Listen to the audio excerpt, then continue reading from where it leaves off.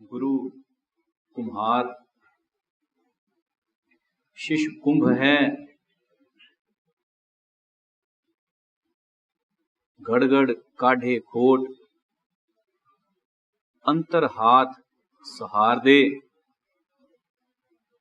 बाहर भावे चोट। अनुभवी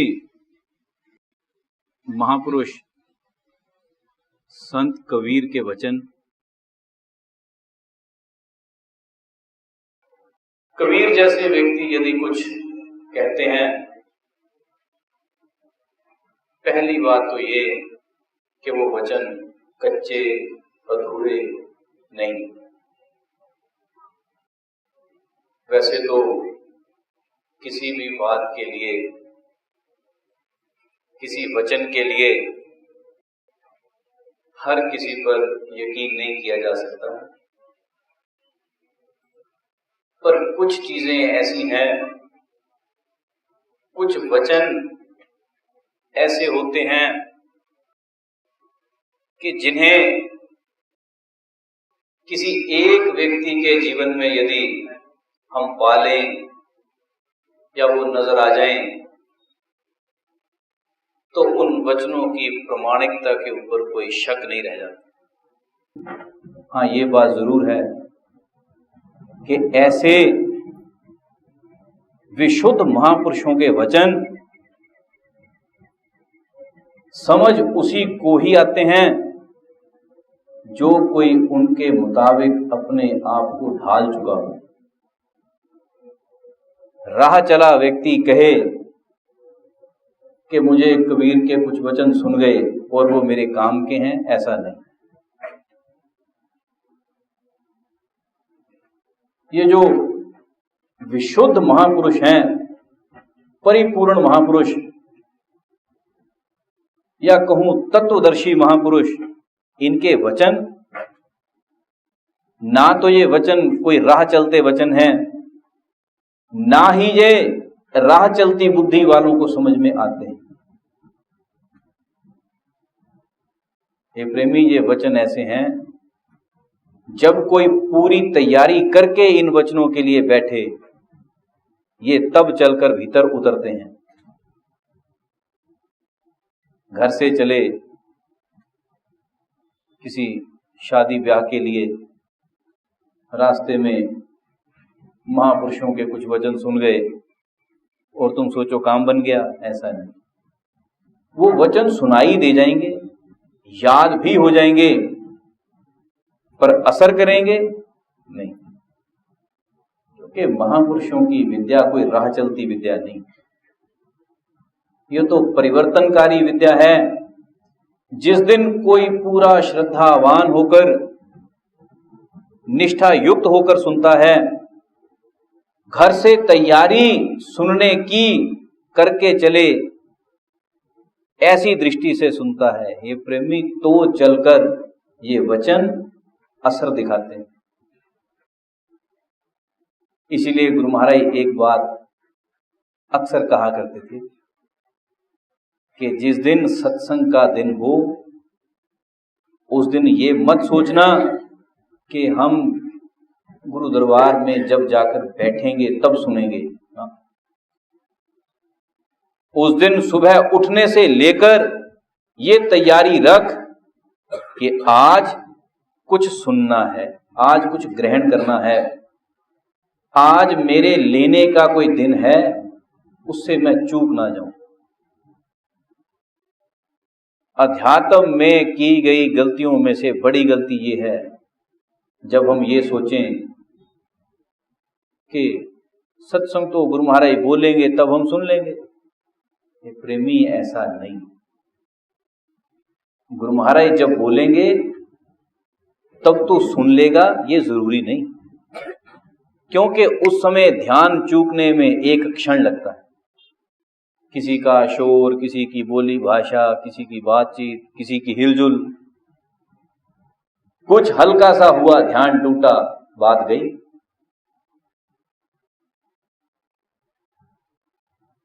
गुरु महाराज बोलेंगे, बात से बात निकल जाएगी, जब तक तू ध्यान खींच कर लाएगा तब तक कहानी बदल जाएगी।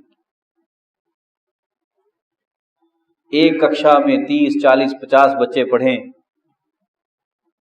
अध्यापक ने जो पढ़ाया यदि सब बच्चों को पूछो कितना कितना पल्ले पड़ा, किसी को 20%, किसी को 40, किसी को 50, कोई होता एक दो जिनको पूरा भी समझ में आए,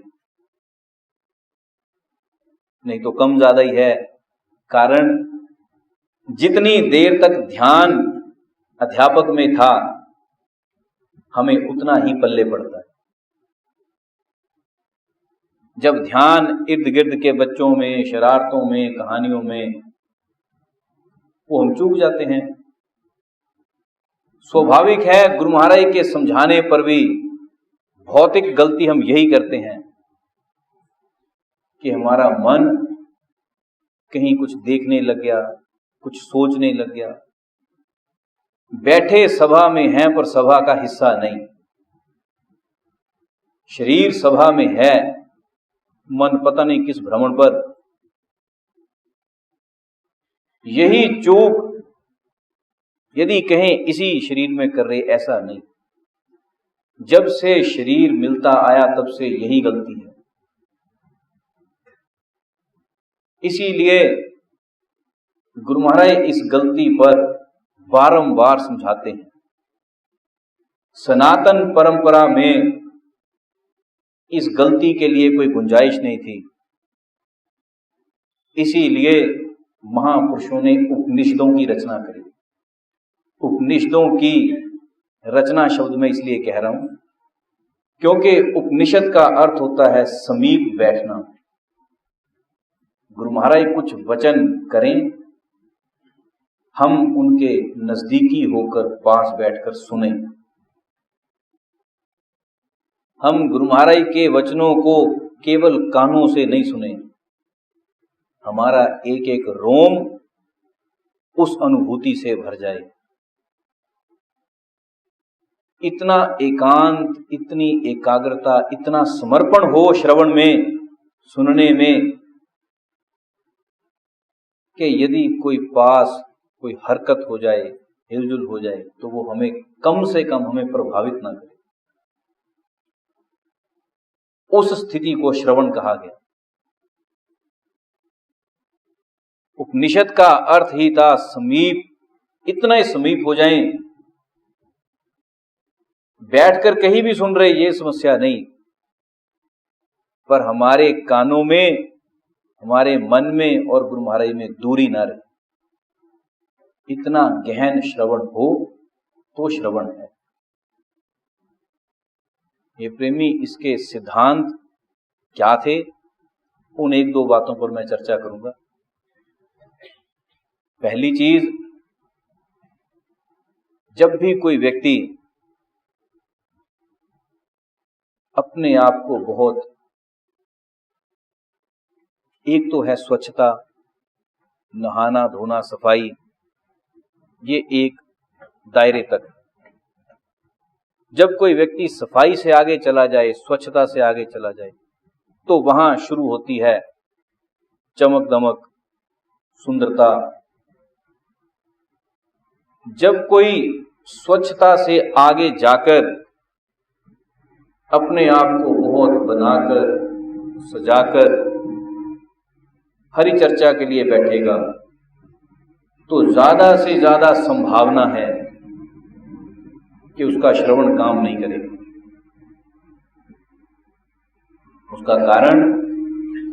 उसका कारण है कि जब भी कोई व्यक्ति, यहां मैं स्त्री पुरुष की बात नहीं कर रहा हूं, स्त्री हो, पुरुष हो, बच्चा, बूढ़ा, कोई भी, जब किसी ने अपने आप को सजावट बहुत दे दी, तो अब उसका पूरा ध्यान अपने आप की सजावट को बचाने में ही रहेगा। और श्रवण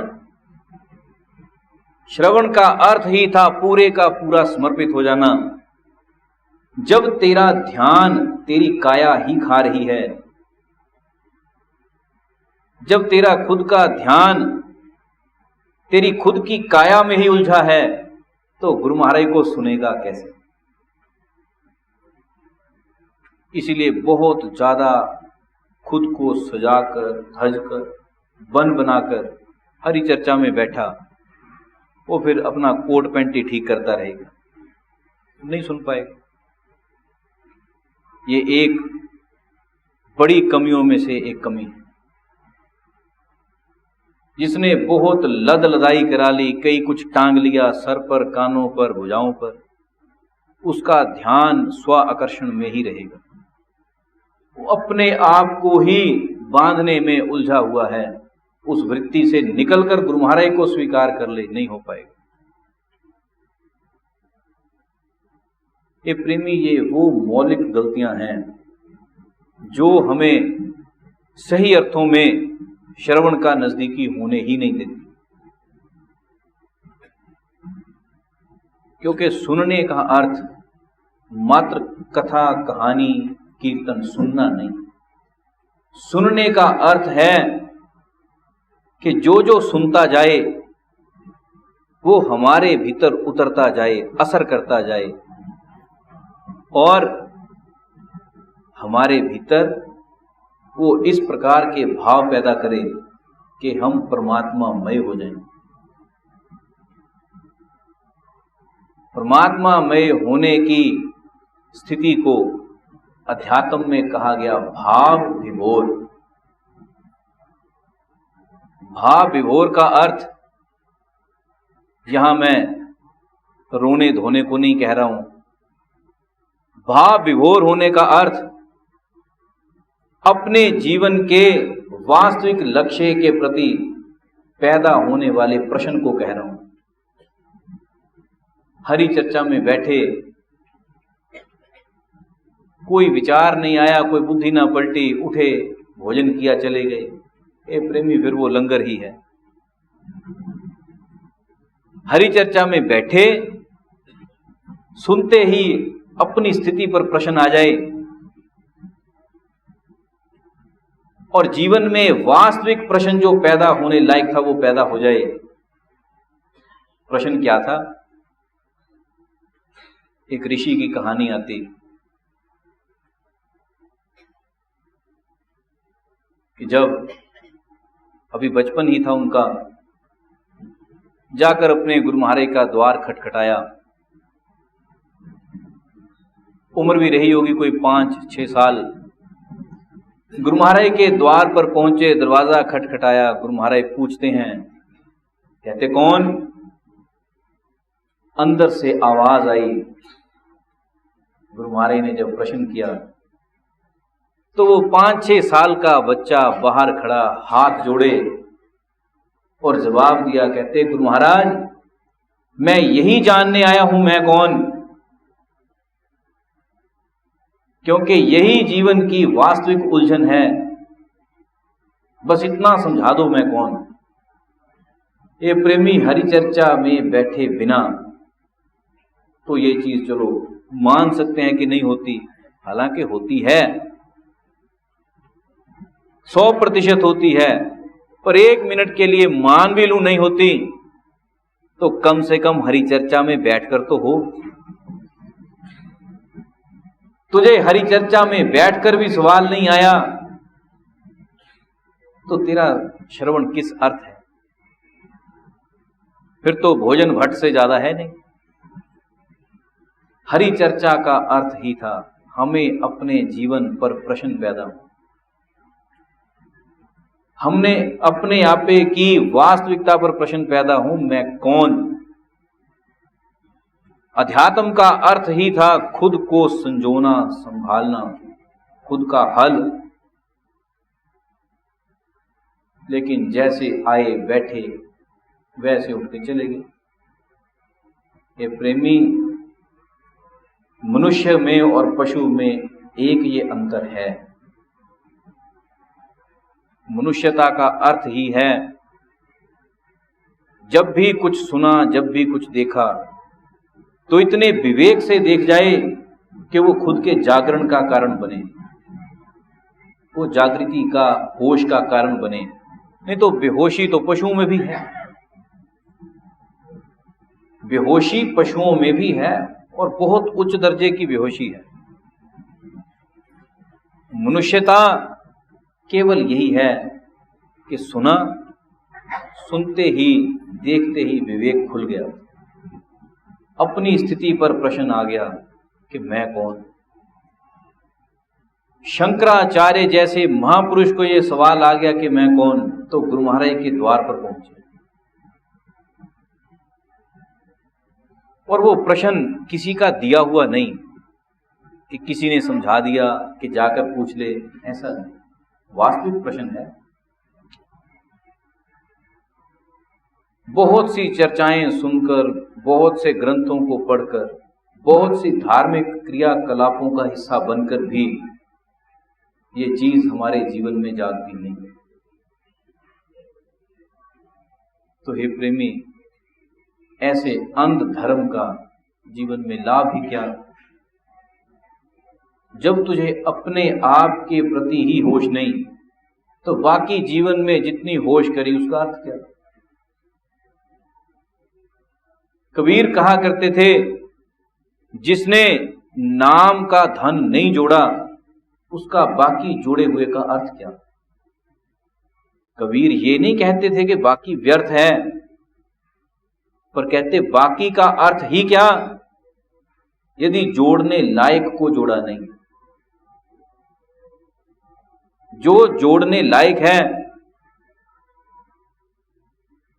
महापुरुष दूसरे अर्थों में भी कहते हैं कि वो व्यर्थ है, पर कबीर बहुत कम कह गए।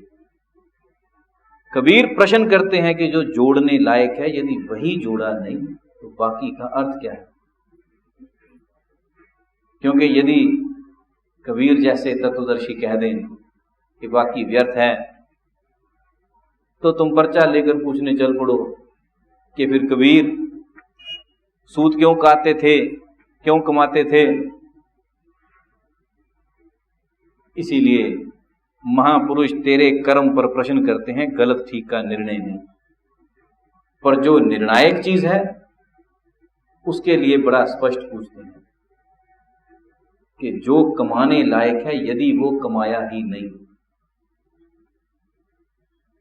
ऐसे ही जिस जिस भी धर्म का तू आचरण करे, जो करता करे, पर यदि परमात्मा की सुध नहीं, यदि स्वयं के लिए प्रश्न नहीं, तो जो जो करता है उसका लाभ क्या। रावण की तरह कई कुछ पढ़ लिया, कई कुछ सिद्ध कर लिया। जिस समय श्री राम रावण का युद्ध हुआ तो रावण ने जिन जिन शक्तियों के प्रयोग किए, वो शक्तियां तंत्र की एक से एक शक्तियां थी, बड़ी से बड़ी। यहां तक कहा जाता सदग्रंथों में कि मां तारा जो कि तंत्र की परम उच्च अवस्था की देवी हैं, उन तक को सिद्ध करके उनसे युद्ध में काम लिया। हालांकि मां तारा के बहुत कम सिद्ध होंगे जो दुनिया में मिलते हैं, क्योंकि तंत्र की वो प्रकाष्ठा जहां तक कोई जल्दी पहुंच ही नहीं पाता। रावण ऐसा विद्वान व्यक्ति जिसने उनको भी सिद्ध कर दिया, या दूसरे शब्दों में कहूं, छोड़ा ही कुछ नहीं। कोई देवी, कोई देव, कोई यक्ष, कोई किन्नर, कोई गंधर्व, कुछ नहीं छोड़ा, सब कुछ को सिद्ध किया। और लगाया कहां? भगवान श्री राम से उलझने में। सारी शक्ति उनसे उलझने में लगा दी। और देखने की बात क्या है कि जब रावण के मरण का समय आया तो उस समय तक उसने सारा कुछ प्रयोग करके देख लिया, थक गया, खाली हो गया, और एक एक शक्ति, एक एक एनर्जी धीरे धीरे करके साथ छोड़ती चलेगी। क्यों? क्योंकि हे प्रेमी, लोग कह लेते हैं कि ये धर्म की अधर्म पर विजय है, सत्य की असत्य पर विजय है। ये तो बात है ही, पर इसमें एक और बड़ी मजेदार बात है। इस पूरे घटनाक्रम में यदि एक चीज देखें कि रावण इतना कुछ साम दाम दंड भेद लगाकर श्री राम से उलझने चला, मौलिक गलती क्या थी? मौलिक गलती थी वासना पर अनियंत्रण। मौलिक गलती को इतनी बड़ी नहीं कि किसी ने आकर लूट मचा दी, कुछ झगड़े हो गए ना। वासना पर एक ऐसा अनियंत्रित वासना, ऐसा अनकंट्रोलेबल कंडीशन कि यदि उस अवस्था के लिए पत्नी मंदोदरी समझाती भी है कि ये कार्य गलत है, तो पत्नी श्री राम की पत्नी उनको लौटा दे, तो उस समय रावण मंदोदरी को कहता कि तू चुप कर, तू मुझे ज्ञान ना दे, ये सब ज्ञान मुझे है। और एक छोटी सी गलती को बचाने के लिए एक परम तपस्वी, परम शिव भक्त ने अपनी सारी ऊर्जा झोंक दी, बना फिर भी कुछ नहीं।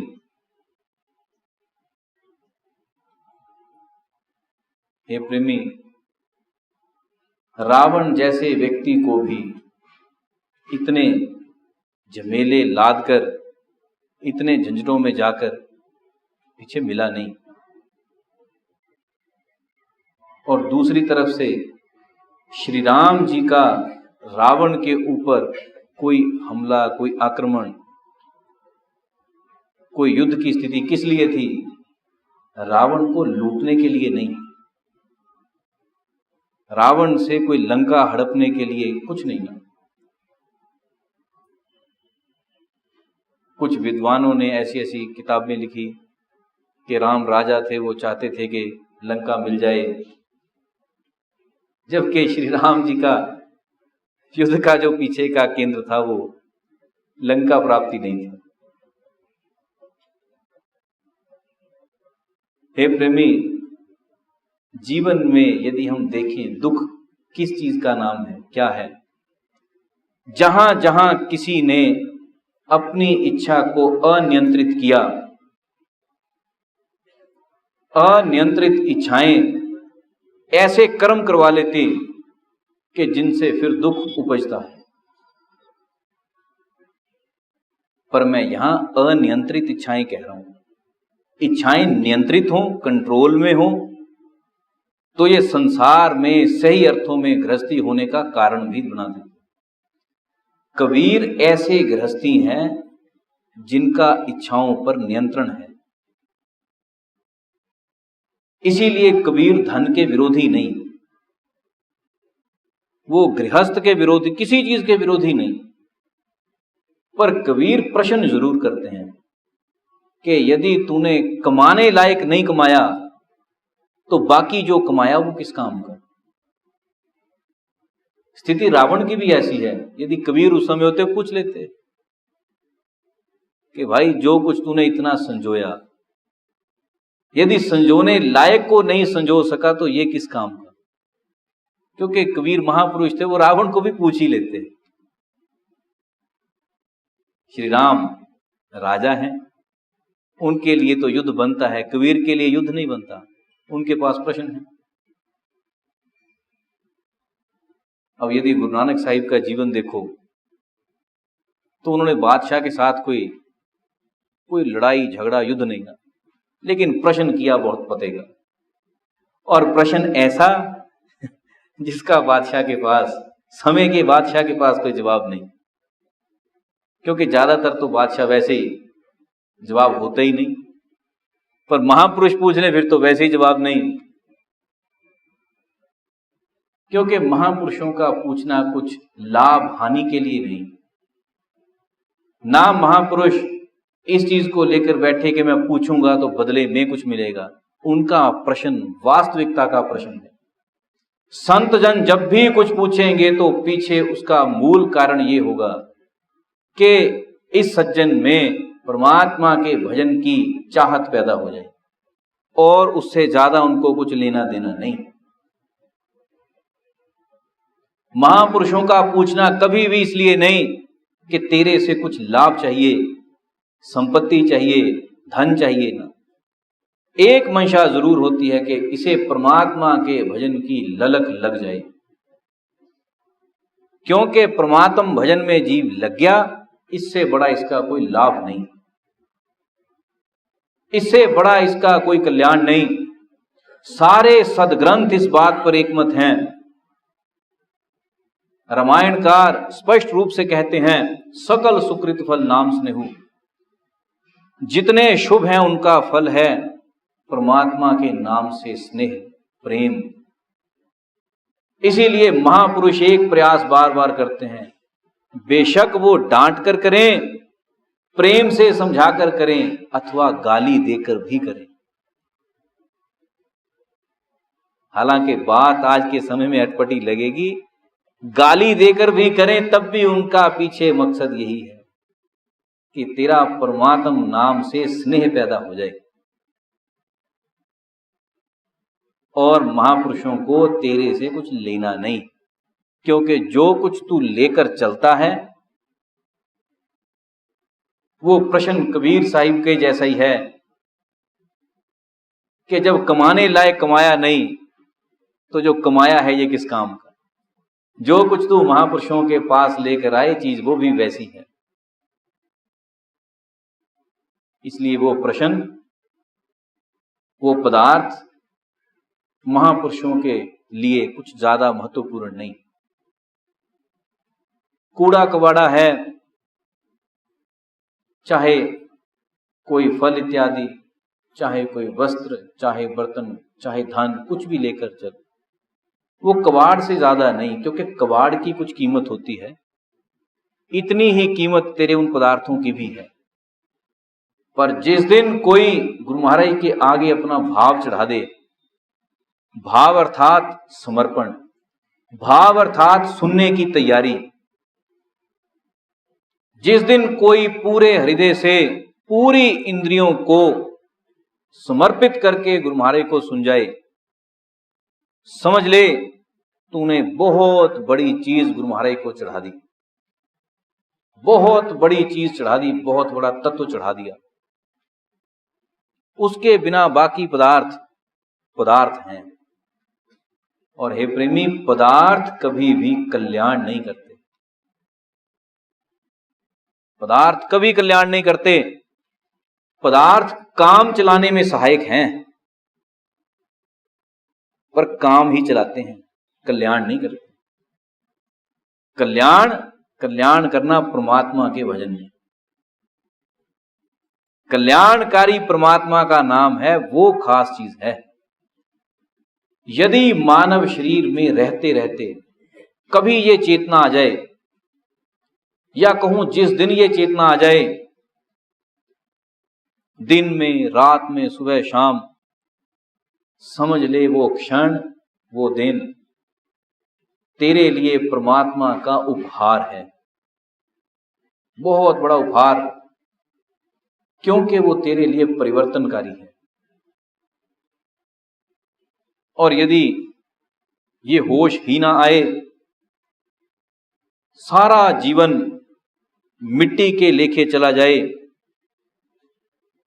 तो चाहे कमा कुछ भी लेना, बना कुछ भी लेना, पर वो कोई खास अर्थयुक्त नहीं। ये प्रेमी, प्राप्ति ऐसी चाहिए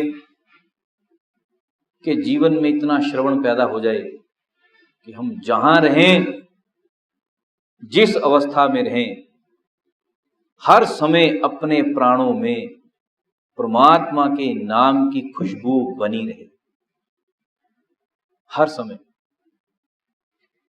ये केवल मैं सत्संग के लिए नहीं कह रहा हूं कि हम गुरु दरबार में आए तो ये संभव हो ना। हम जहां रहें, दुनिया में हैं, घर में हैं, कारोबार में हैं, जहां हैं, वहां परमात्मा के नाम की खुशबू प्राणों में बनी रहे।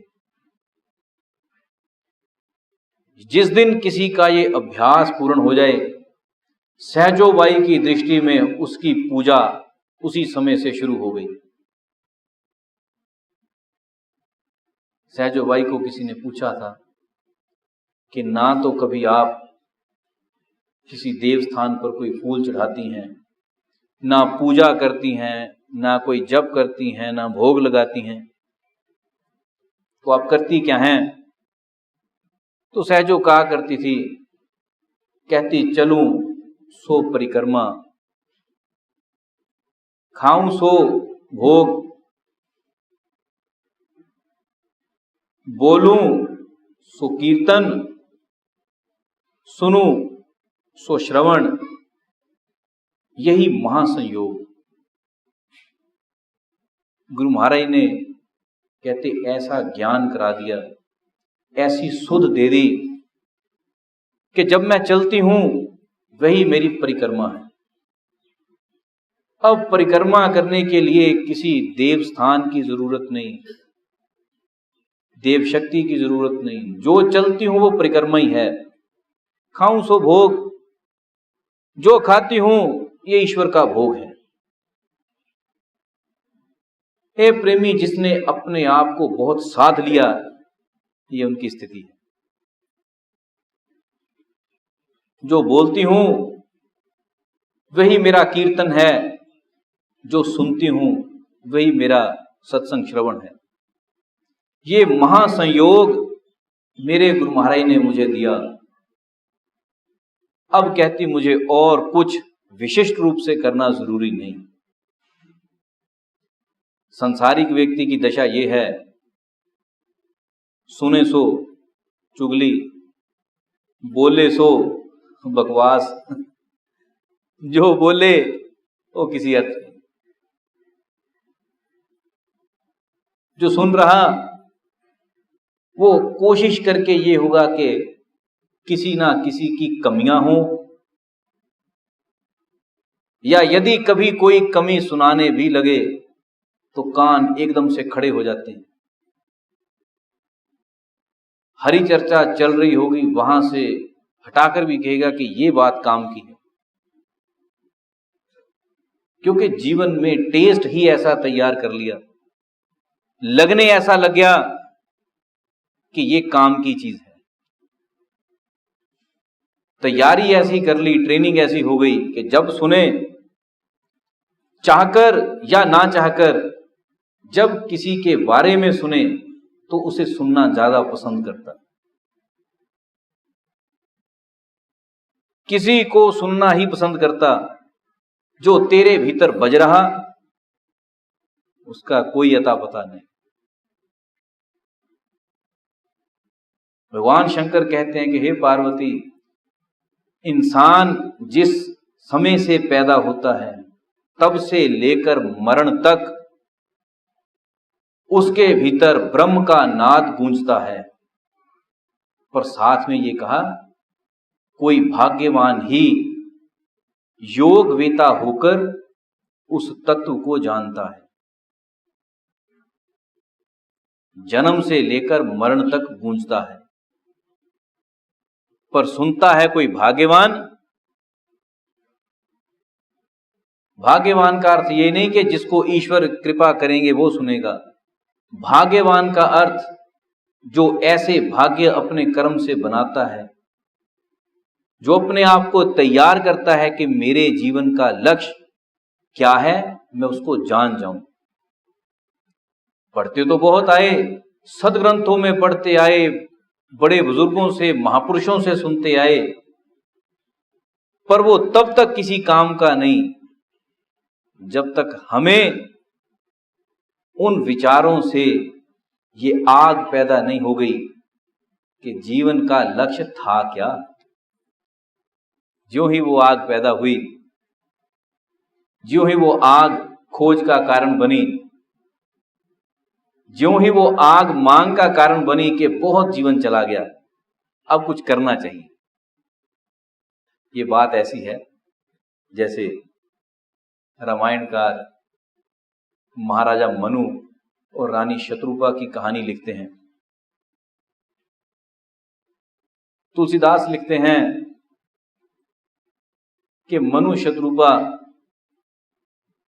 बहुत लंबा समय, लंबा जीवन भोगा।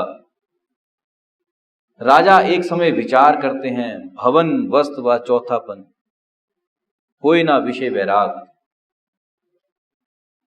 राजा सोचता है कि मेरे पास भवन महल अच्छे से अच्छे, वस्तुएं अच्छी से अच्छी, लेकिन इन्हीं पदार्थों को भोगते भोगते चौथापन आ गया, बुढ़ापा तैयार है, पर विषयों से विरक्ति नहीं हुई। तुलसीदास इस घटना को बड़े महत्वपूर्ण तरीके से लिखते हैं, पर मैं फिर भी इसको इतना महत्वपूर्ण नहीं मानता हूं। उसका कारण यह है कि चौथेपन में लगभग ये विचार आने शुरू हो ही जाते।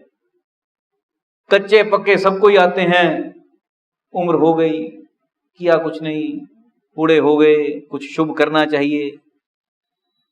क्योंकि जब आगे मौत खड़ी नजर आती है तो पांव थरथराते हैं, तो लगता है अब कुछ कर ही लेना चाहिए। शंकराचार्य जैसे व्यक्ति ने जब ये बात कही कि मैं कौन, वो बात मेरे मन को छूती है, क्योंकि बचपन में ख्याल आ गया, बहुत बड़ी घटना। जो लोग जीवन में बहुत कहें कि हमने ये करके देखना, वो करके देखना, जो ही उनका कोई हल्का फुल्का एक्सीडेंट हो जाए, बुखार आ जाए, बीमारी लग जाए, कईयों को कोरोना के दौर में इतना जबरदस्त कोविड हुआ, जब वो हॉस्पिटल में पड़े हैं तब कहते हैं हे प्रभु एक बार निकाल दे, बस जाकर तेरा ही भजन करेंगे। हे प्रभु एक बार निकाल दे, बस सारी उम्र, सारा जीवन तेरा ही नाम लेंगे, तेरा ही नाम जपेंगे। क्योंकि जब आगे कुछ दिखाई ना दे तब लगता है कि परमात्मा ही कीमती है। जो ही परमात्मा तेरी सुनता है कि चल तेरे पर विश्वास करते हैं, आजा, वहां से बाहर आया, 2-4 दिन मूंगी की दाल खाई, पानी पिया, हजम हुआ, ज्यों ही फुलके के ऊपर आया मती मारी गई, फिर वही का वही। जब तक ड्रिप लग रहे थे, मूंगी की दाल नहीं पच रही थी, तब तक तू भक्त था, क्योंकि पता था कि कहीं ईश्वर धोखा ना दे जाए, ठीक करते करते कहीं ले ना जाए। पर जब उसने यकीन दिला दिया कि नहीं अभी तू रुक, ज्यों ही मुड़ा त्यों ही फिर संसारी। ये प्रेमी कभी अपने वो दिन याद किया कर, जो वादा उस समय गर्भ में तूने क्या वायदा किया था उसको छोड़, क्योंकि वो तुझे याद ही नहीं। जो तूने अपने इस जीवन में दुख के क्षणों में परमात्मा से कर रखा रे, कम से कम उसकी तो लाज रख। उस समय बहुत सी प्रार्थनाएं, बहुत सी मन्नतें, बहुत से स्तोत्र याद कर लिए। जैसे एक आदमी कहे गीता के 2-4 श्लोक सुनाए। मैंने पूछा, मैंने कहा ये कैसे याद कर लिए? कहता हॉस्पिटल में थे, किसी ने बताया था 18वां अध्याय रोज पढ़ो, तो बस तब से ये 18वें अध्याय के कुछ कुछ श्लोक याद हो गए। ये प्रेमी हॉस्पिटल में गीता भी याद हो जाती है, हॉस्पिटल में बड़ा कुछ होता है। पर तुलसीदास कहते हैं मौसम कौन कुटिल खल कामी, जाहि दियो तन ताहि भुलायो, ऐसो नमक हरामी। जब तक सर पर डंडा था तब तक तुझे गीता भी याद हुई, ज्यों ही बाहर निकले सब भूल गया। ज्यों ही घर लौटा सब सफा चट। ये मैं इसलिए कह रहा हूं कि ये इंसान की प्रकृति है। हम ऊपर से कहे जाएं मैं अपने वचन का पक्का हूं, प्राण जाए पर वचन ना जाए। ध्यान रख, तूने ईश्वर से कभी जीवन में क्या वायदा किया था, क्या तू उसका पूरा है? जो खुद से किए वचन का, जो ईश्वर से किए वचन का पूरा नहीं, तो और किस बात का पूरा हो?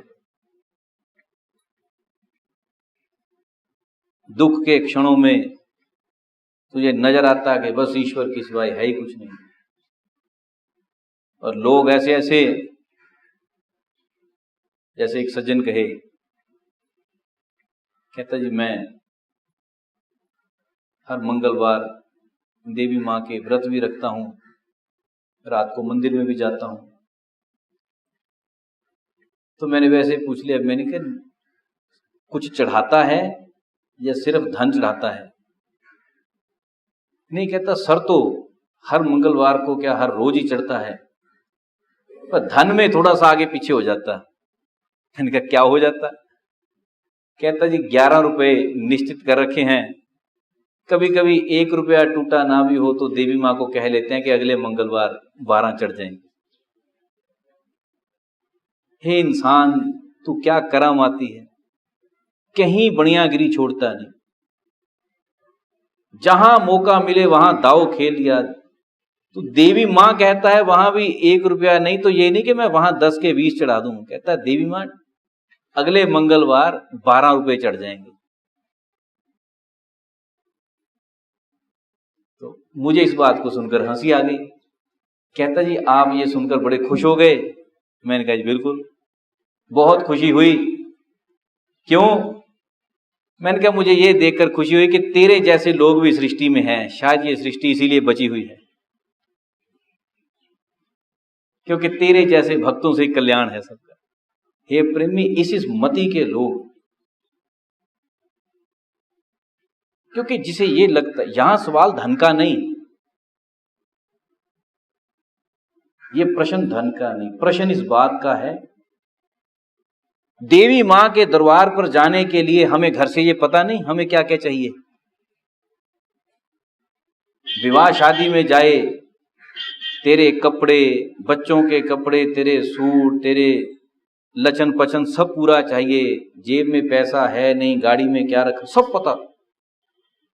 एक देवी मां के दरबार पर जाने के लिए तुझे एक सिक्का कम पड़ गया, और उसे मांगता क्या है जाकर?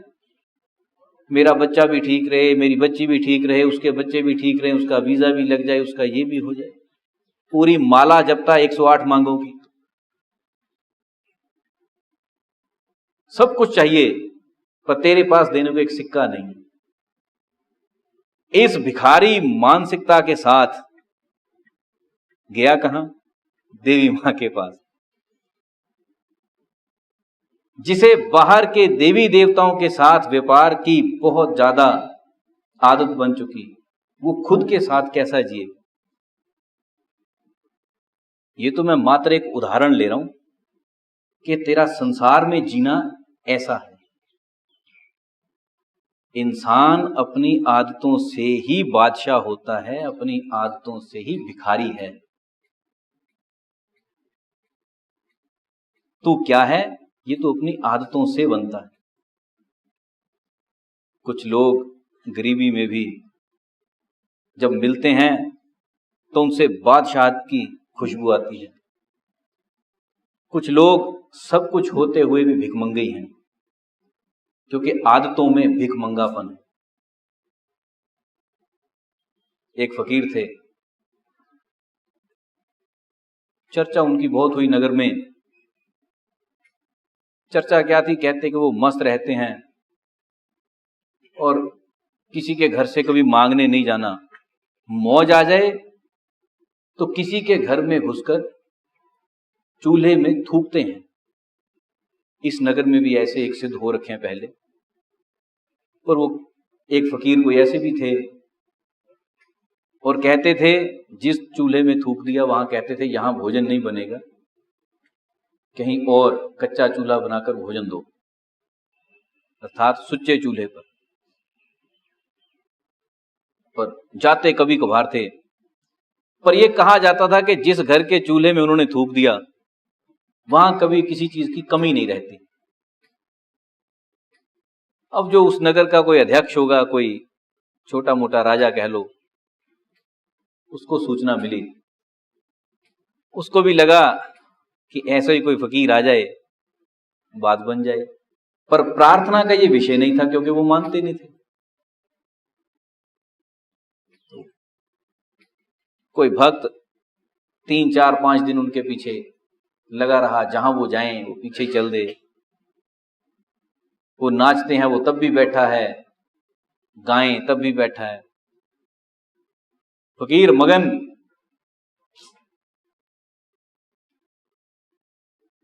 तो जब 4-5 दिन हो गए, कभी फकीर ने मस्ती में आकर पूछ लिया, कहते हाँ भाई तो हमारे पीछे ही लग गया, क्या बात? कहता जी नगर अध्यक्ष की बहुत इच्छा है आपसे भेंट करने की।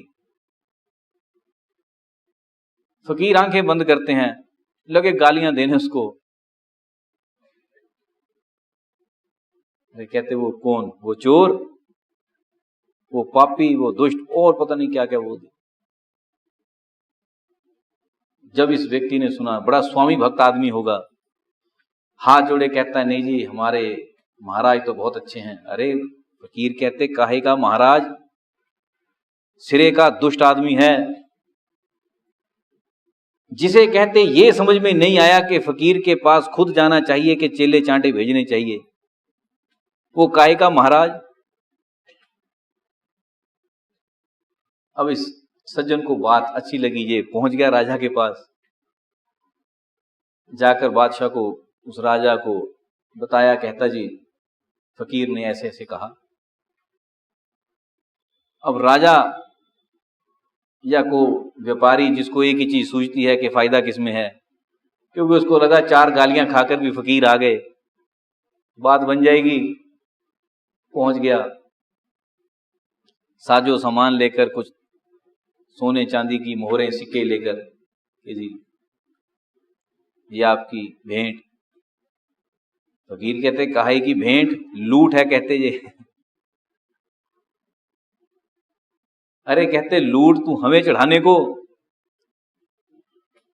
कहता जी नहीं लूट नहीं, ये तो मेरा खुद का है। फकीर कहते ठीक है। फकीर कहते आग जलाओ, कच्चा बर्तन रखो, उसके ऊपर चढ़ा दो, काम का होगा, टिक जाएगा, गंदगी होगी उड़ जाएगी। जब फकीर ने कहा तो जो कर्मचारी थे उन्होंने वही प्रबंध किया, आग इत्यादि जलाई, माल चढ़ा दिया। उस कच्चे बर्तन पर सब मोहरें इत्यादि, स्वर्ण चांदी सब डाल दिया। बड़े तेज सेक के साथ जो ही स्वर्ण चांदी पिघला तो वो वाष्पित होने लगा, जबकि धातुएं जल्दी वाष्पित नहीं होती। वो वाष्पित होते होते लगभग 10वां हिस्सा रह गया, बाकी उड़ उड़ा गया। फकीर कहते ये है तेरी नेक कमाई, जो कुछ तू कहता है कि बड़ी नेक कमाई है, ये है। बाकी सब कहते गड़बड़ घोटाला है। वो फिर नगर अध्यक्ष लगा चरण पकड़ने, नहीं महाराज आप तो बड़े पहुंचे हुए हैं, आप ऐसे वैसे, घर में आ जाओ। फकीर कहते दुष्ट दुष्ट ही रहता है, अब भी कहते तू हमें लेने नहीं आया। बहुत कहते दुष्ट प्रवृत्ति का है, हाथ कर, उसके हाथ पर थूक दिया, जा कहते मल दे जाकर जहां मलना है, क्योंकि तुझे हमारा थूक ही चाहिए। क्योंकि जिसे हम चाहिए थे वो कहते यहां आ ही नहीं सका। अरे तुझे तो थूक चाहिए, घर से ही सोचकर चला था कि बस जैसे भी चल दें हमारे चूल्हे में थूक दें। ये प्रेमी, ये प्रवृत्ति, ये मानसिकता है इंसान की। संसारी है, इसका ये हालात हैं। महापुरुष कहें सत्संग सुन, तो ये पूछता है कि सुन तो लूं मिलेगा क्या। महापुरुष कहते भजन कर, कहता जी भजन तो करूं, उससे मिलेगा क्या। किसी फकीर को किसी ने पूछा था भजन तो करें मिलेगा क्या, उन्होंने जूता उठाया सर पर मारना शुरू कर दिया, कहते ये मिलेगा।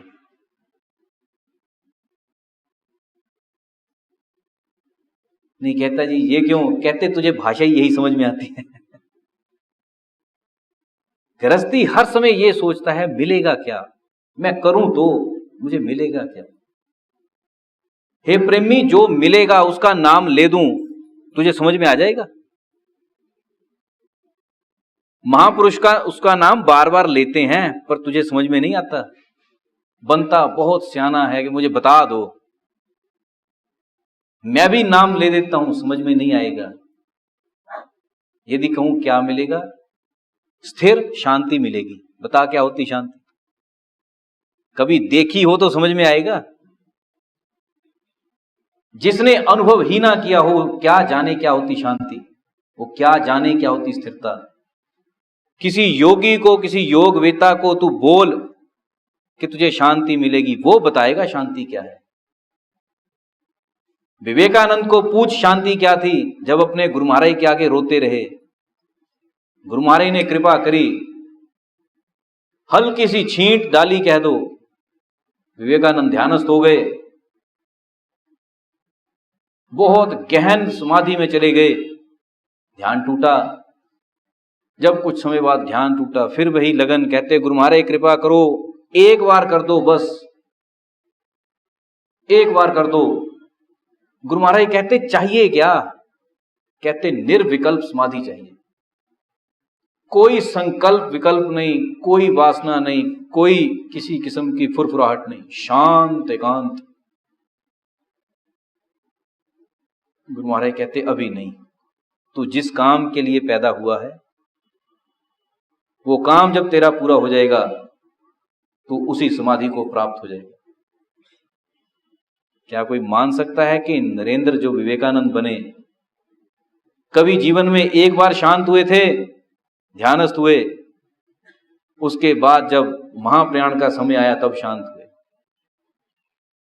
सारा जीवन किस अनुभव से काटा? उस शांति के अनुभव से।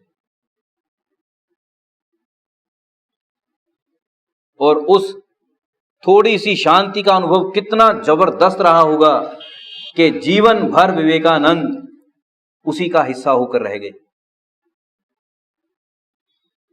ये गुरु कृपा की चीज है। कह तो लेते हो मिलेगा क्या, भजन करके क्या मिलेगा? हे प्रेमी, जो मिलेगा तो उसको अनुभव करता ही नहीं। यदि कर ले तो कभी पूछेगा नहीं, क्योंकि उससे बड़ा प्राप्त करने योग्य कोई पदार्थ नहीं। उस सच्ची शांति से बड़ा जीवन में कोई पदार्थ नहीं। कभी किसी व्यक्ति ने ध्यानस्थ होकर देखा हो, ये जितने नशेड़ी हैं, किसी को कोई नशा, किसी को कोई, किसी को मोबाइल का नशा, किसी को टीवी का नशा है, सब नशेड़ी। क्या महिलाएं, क्या पुरुष, क्या बच्चे, सब नशेड़ी हैं। किसी को ड्रेस का नशा, रोज नया नया कपड़ा चाहिए। किसी को जूतों का नशा, उनको नए नए जूते चाहिए। किसी को भोजन भट्ट होने का नशा, हर समय स्वादिष्ट भोजन चाहिए। ये जितने नशेड़ी हैं, यदि इनको कभी परमात्म कृपा से या स्वकर्म योग से या काकतालीय कभी कुछ क्षणों के लिए ध्यानस्थ होने का मौका मिल जाए, इनका जीवन बदल जाता है। ज्यों ही बुद्धि समता को प्राप्त होती है, त्यों ही एक चीज पाती है कि यहां जो इकट्ठा कर रखा ये करने योग्य है नहीं। ये खासियत है। मैं पदार्थों का विरोधी नहीं। मैं ये नहीं कह रहा कि दुनियावी पदार्थ गलत हैं, नहीं होने चाहिए, ऐसा नहीं। आज इस समय तुम लोग सुखी बैठे हो तो पदार्थों के कारण। गर्मी लग रही है तो पंखे चल रहे हैं। ये प्रेमी, पदार्थ दुविधा का कारण नहीं। पदार्थों के प्रति हमारा नजरिया दुविधा का कारण है। जब हम ये समझने लग गए कि सारा सुख पदार्थों में है, ये समस्या है। प्राप्त करने योग्य जो था उसको हटाकर, जीवन में सत्संग का मौका मिल रहा उसको हटाकर हम अपना चित्त कहीं दे दें, समस्या ये है। चीजें कभी गलत नहीं।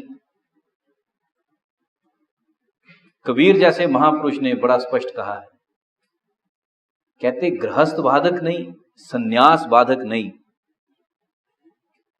ईश्वर के प्रेम में, ईश्वर प्राप्ति में सबसे बड़ा बाधक वो है जिसे ये समझ में आया ही नहीं कि ईश्वर इन विषयों में उलझता नहीं। परमात्मा ना सन्यासी का है ना गृहस्थी का है। परमात्मा तो परमात्म भक्त का है। जो जितना जान गया ईश्वर उसका उतना ही, क्योंकि परमात्मा प्रेम का विषय है। और प्रेम कभी भी ऐसा नहीं कि यदि मां बहुत अमीर हो तो बहुत ज्यादा करेगी और मां बहुत गरीब हो तो अपने बच्चे को कम करेगी, ऐसा नहीं। कभी ये देखा कि एक दिहाड़ीदार मां और एक किसी बादशाह की पत्नी वो मां रूप में अपने अपने बच्चों को कम ज्यादा प्रेम करे? प्रेम पदार्थों का विषय नहीं, प्रेम हैसियत का विषय नहीं। प्रेम तो एक ही चीज है, या है या नहीं है। उसको पदार्थों से तोला नहीं जा सकता। ऐसे ही ईश्वर का प्रेम ये हैसियत का विषय नहीं, ये तो सीधी बात है, जा है जा नहीं है। किसे? जो अपने प्राणों में उतरना जानता है किसे नहीं, जो अपने भीतर को भूलकर बाहर उलझा हुआ है,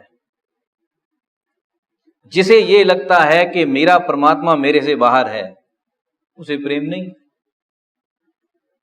जिसे है उसको भगवान पूरी गीता में एक ही बात कह रहे, अपने भीतर उतर, हे अर्जुन योगी हो। क्यों हो योगी? योगी होने का अर्थ ये नहीं कि कान फाड़ ले, कोई कानों में मुद्रिका पहन ले, कोई और चीजें पहन ले, ऐसा कुछ नहीं। योगी होने का अर्थ, भगवान कहते हैं, अर्जुन तू हर समय में मेरा स्मरण कर और अपने दुनियावी कर्तव्य पूरे कर। गुरु नानक साहिब कहते हैं, उठत बैठत सोवत जागत नाम, कहो नानक जन के सतनाम। तू हर समय कर, संसारिक कार्य किए जा, उठते बैठते सोते उस नाम में रह। सिद्धांत रूप में ये बात बड़ी जबरदस्त है कि हर समय सुमिरन कर, सुमिरन करते करते अपने दुनियावी काम कर। महापुरुष कहते तू दुनियावी काम कर, उनको करते करते सुमिरन कर। तेरी हालत यह है कि जब तू सुमिरन के लिए भी बैठे तू तब भी दुनियावी काम ही करता है। तेरी गंगा उल्टी बह रही। महापुरुष कहते तू कुछ भी कर, तेरी निष्ठा तेरे में चाहिए। कबीर कहते हैं, तेरा साईं तुध में, जाग सके तो जाग। तेरा परमात्मा तेरे में है, तेरे ही भीतर है, और वो जन्म से नहीं, जब से तू माता के गर्भ में आया तब से तेरे भीतर है। ऐसा नहीं था कि जिस दिन जन्म हुआ किसी ने तब लाकर डाल दिया। ये प्रेमी मां के गर्भ से ही। कमी है ना जानने की, और उस कमी को दूर कैसे करे? उस कमी को दूर करे सत्संग में श्रद्धा पैदा करके, महापुरुषों के वचन सुनकर, भजन करके। वो कमी तब दूर होती। भगवान गीता में कहते हैं, अर्जुन मन चंचल है ये ठीक, इसको अभ्यास और वैराग्य से समझा, इसको अभ्यास और वैराग्य से मार। गुरु महाराज ने कृपा करी, गुरु महाराज ने ध्यान सिखाया, गुरु महाराज ने सुमिरन की सुध दी, उसमें लग। हम अपना समय छोटी छोटी चीजों में, छोटे छोटे धर्म, छोटे छोटे मजहबों में, छोटी छोटी बातों में लगातार वहीं उलझे हुए। किसी को ये मुद्दा बड़ा छोटा, किसी को वो मुद्दा। जानने की जो चीज थी उसको भुला दिया, करने का जो काम था उसको छोड़ दिया। जिसमें लगे हैं वो किसी काम का है नहीं, जिसमें लगे हैं वो उतना महत्वपूर्ण नहीं जितना महत्व हमने दे दिया। इसलिए हे प्रेमी, मैं प्रार्थना अंत में यही करूंगा, तेरे पास जितना समय, जैसा समय, जैसी तेरी स्थिति, जैसी हैसियत, जिस भी जाति मजहब धर्म वर्ण का तू है, एक चीज ध्यान रख कि यदि तू मनुष्य है तो तू परमात्मामय हो सकता है। तू राजा है, कोढ़ी है, दलित है, छोड़ इन बातों को। तू मनुष्य है तो तू परमात्मामय हो सकता है। बस परमात्मामय होने की तैयारी कर। क्योंकि ये विषय जीते जी करने का है। जीवित जानो जीवित बूझो, जीवित मुक्ति निवासा, मोए मुक्ति गुरु लोभी बतावे, झूठा दे विश्वासा। ये विषय जीते जी का है। परमात्मा को जीते जी जाना जा सकता, इस पहेली को जीते जी बूझा जा सकता, क्योंकि शरीर छूटा तो बिखर गया, तत्व कहीं बिखर गया, काया कहीं बिखर गई, फिर बात नहीं बनती। ये जीते जी की कहानी है। और सुलझती कैसे है? बहुत शांत एकांत ध्यान में स्थिति बनाकर, हड़बड़ाहट में नहीं। जब तू इतना सरल हो जाए कि तुझे तेरे प्राण का भी बोध ना रहे, अपने आप को ऐसी स्थिति में उतार, तब ये कहानी सुलझती है। ऐसा ही बन, इसी का ही अभ्यास कर और विरक्तता पूर्वक कर। विरक्तता पूर्वक मतलब जब भजन का समय है तब ना कोई अपना ना पराया, ना नफा ना नुकसान, ना घट ना कोई बढ़ गया, कुछ नहीं, सब चीजें उठाकर चढ़ा दे कि हे प्रभु, ये मेरा आधा पौना घंटा मेरा संसार तू संभाल और अपना आपा मुझे दे, इसके बाद उठ के फिक्र कर लेंगे। ऐसी धारणा से, ऐसे विरक्तता से, ऐसे अभ्यास से ध्यान सिद्ध होता। और ईश्वर ध्यान का विषय है, कर्मकांड का विषय नहीं। इसलिए ध्यान से ही परमात्मामय हो। श्वास की कहानी है, हे प्रेमी, श्वास बिखरा, कहानी खत्म। और व्यक्ति हर क्षण मरता है। श्वास खींचा तो जीवन गया, मौत। गए हुए श्वास को खींच ले, ये तेरी मजबूरी है, क्योंकि तू रोक नहीं सकता। पर एक दिन परमात्मा तेरी मजबूरी का हल कर देता। श्वास चला तो गया पर आया नहीं,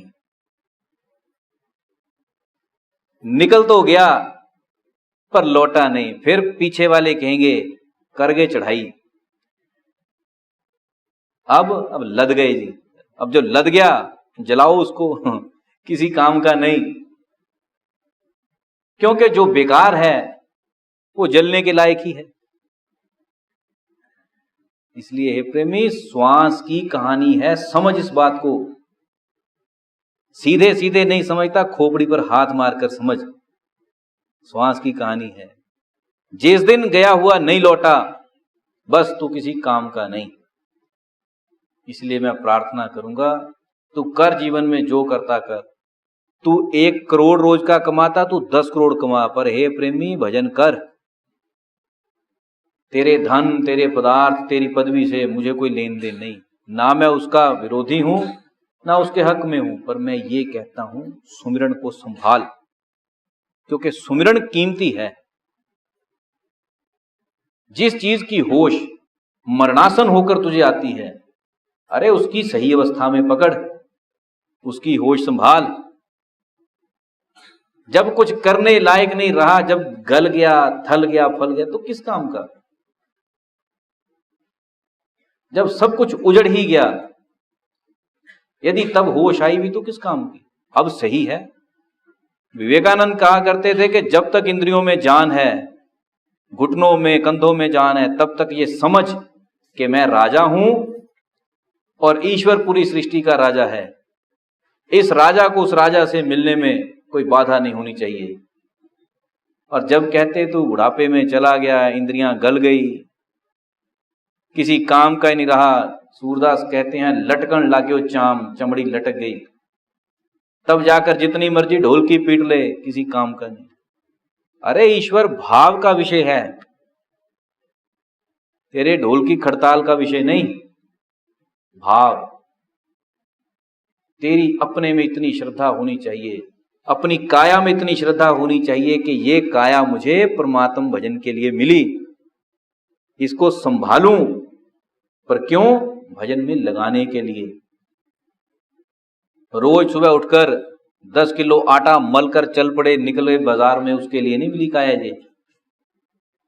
लीपा पोती करके चल पड़े, फिर डरते हैं बारिश ना पड़ जाए क्योंकि जो आटा मला था वो धुल जाएगा।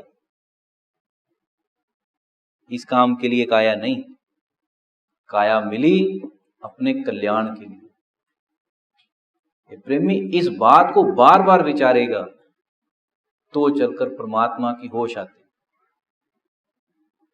यदि ये विचारे ही नहीं तो ध्यान रखना छूट तो जाएगी। पिछले वाले 2-4-10 दिन रोकर गुजारा कर लेंगे, तेरी तो वैसे ही दुर्गति हो गई, क्योंकि जिसने परमात्मा को जाना ही नहीं उसका मरना भी दुर्गति है। इसीलिए घर वालों को तेरी गति करानी पड़ती और सबकी करवानी पड़ती, क्योंकि शक रह जाता। वो शक क्यों रह जाता? जैसे एक कोई इंस्टीट्यूट होगा भी अधमरा सा इंस्टीट्यूट, जैसे कह लो, ना सरकारी ना प्राइवेट, तो वहां पे उन्होंने कोर्स शुरू करवा दिया जहाज बनाने का। सिखाया जाता कि जहाज कैसे बनता, तो वहां के बच्चों ने कोई जहाज बना दिया। तो टेस्टिंग रखी गई कि इसमें अब हमारे अध्यापक और प्रिंसिपल बैठेंगे, बच्चे उस जहाज को उड़ाकर दिखाएंगे। अब टीचर जिन्होंने पढ़ाया उनको तो खतरा ही था, कहते बच्चों ने बना जरूर दिया पर टेस्टिंग के लिए हम नहीं बीच में बैठेंगे। पर प्रिंसिपल बड़े जोर शोर से जाकर बैठ गया। तो जो टीचर्स में भी प्रधान टीचर होगा उसने आकर कह दिया प्रिंसिपल को, कहता सर आप जोश खरोश में आकर मत बैठें, बाहर आ जाएं, क्योंकि हमें पता ही है हमने क्या पढ़ाया है, तो कहीं ये ना हो कि बीच में आपकी कहीं समाधि बन जाए। तो प्रिंसिपल फिर भी डटा रहा, कहता नहीं। तो कोई किसी पत्रकार ने आकर, जैसे घनिष्ठ मित्र हो ऐसा पत्रकार, उसने आकर पूछा कि भी आप क्यों डटे हुए हैं? कहता मुझे पता ही है जिन बच्चों ने पढ़ाया वो हमारे इंस्टीट्यूट के ही हैं। कहता मतलब? कहता उड़ेगा ही नहीं, मरना तो किसने है। हे प्रेमी, हालात ऐसे भी हो जाते हैं। तू भी विश्वस्त है, घर वाले विश्वस्त है, इसकी गति करवाओ, क्योंकि धार्मिक ये कितना भी था, हरकतें इसकी प्रेतों वाली थी। कम से कम प्रेत तो बनेगा ही बनेगा, गति कराओ इसकी, कहते हैं। और कई तो गति से भी मानते नहीं, उनको फिर आगे एक और जगह है पिहोवा, कोई उससे भी बड़े सिद्ध हैं जो जीते जागते परम भूत, उनको गया, बड़े बड़े दानी, बड़े धर्मवीर, बड़े, उनको भी वहां पहुंचाना पड़ता है, क्योंकि पता है तू क्या है। पर कबीर ये कहते हैं, मोए मुक्ति गुरु लोभी बतावे, मत भ्रम में रहना कि तू मर गया, तेरे नाम का ये करा के तेरे को मुक्त कर देंगे। हे प्रेमी, कोई किसी को नहीं करता, तेरा कल्याण तूने करना, क्योंकि जिनके पीछे वंश नहीं चलते क्या उनकी मुक्ति नहीं? और बहुत से फकीर सन्यासी ऐसे हुए उनका तो वंश था ही नहीं, उनकी मुक्ति कैसे संभव है? उनकी तो किसी ने गति ना कराई। और एक तेरे घर के ऐसे प्रेत हैं जिनका नाम लेने से भी तू डरता है, और एक महापुरुष हैं जिनको गए हुए हजारों साल हो गए पर तू नाक उन्हीं की चौखट पे रगड़ता है। कुछ तो फर्क है, कुछ तो अंतर है। क्या कर रखा उन्होंने, मैं वो करने को कह रहा हूं। ये तो गल गल के सड़ सड़ के मरना, मैं इसको नहीं कह रहा हूं। मैं ये कह रहा हूं कुछ ऐसा कर कि कम से कम तेरा नाम लेने से घर वाले डरे नहीं। परमात्मा का भजन कर, कीमती चीज। बाकी जो मर्जी कर, दुनियावी कमा खा, उससे मेरा क्या लेंगे। पर हे प्रेमी, परमात्मा का भजन कर। भजन करेगा तो उस शांति को अनुभव करेगा जिसको तुम पूछते हो। भजन करके मिलेगा क्या? क्योंकि कोई तुझे बता भी दे, तुझे क्या समझ में आएगा? तू कर, जिस दिन तुझे अनुभूति होगी उस दिन मैं पूछूंगा, बता भजन करके क्या मिलता है। प्रेमी, जिसको मिलता है वही जानता है। जो लोग ये पूछते हैं भजन करके क्या मिलता है, वो कभी किसी शराबी को पूछ, नशेड़ी को पूछ, नशा क्यों करता है।